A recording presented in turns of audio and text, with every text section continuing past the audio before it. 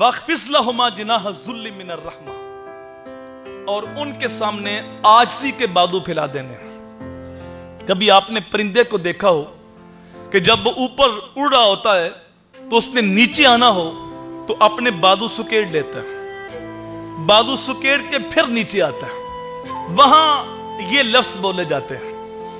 تو فرمایا کہ تم ان کے سامنے عاجزی کے بازو پھیلا دو، یعنی تم اگر پیر صاحب ہو تو باہر ہو، تم اگر مفتی شہر ہو تو باہر ہو، تم منسٹر ہو تو باہر ہو، تمہارے پاس اقتدار ہے تو باہر تمہارا بہت بڑا بزنس ہے، لوگ تمہارے نیچے کام کرتے ہیں، تو یہ ساری چیزیں باہر ہیں۔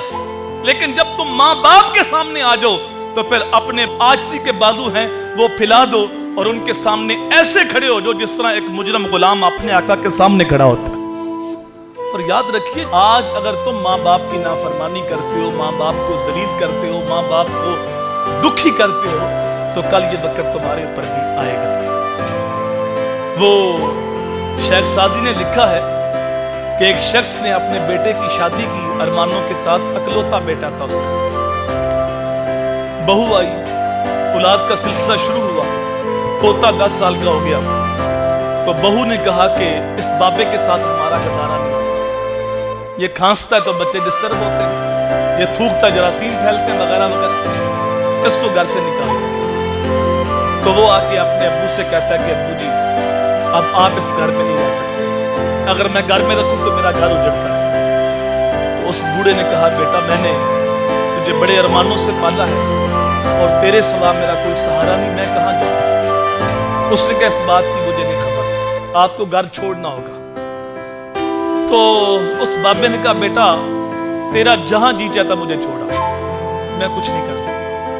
اس نے اپنے باپ کو اٹھا لیا اور گھر سے ایک کمبل لے لیا اور وہ پوتا بھی ساتھ چلنے لگا۔ جنگل میں جا کے نا اس نے کمبل بچھایا اور اپنے باپ کو وہاں بٹھایا اور کہا اچھا ابو یہ تمہاری میری آخری ملاقات ہے، بقیہ زندگی آپ یہیں جنگل میں گزارو گے۔ تو باپ کی آنکھوں میں آنسو تھے، وہ 10 سال کا جو بیٹا تھا اس نے کہا ابو رکیے، وہ آدھا کمبل پھاڑنے لگا۔ تو کہا بیٹا رہنے دے، سارا کمبل ہی دادے کے پاس رہنے دے۔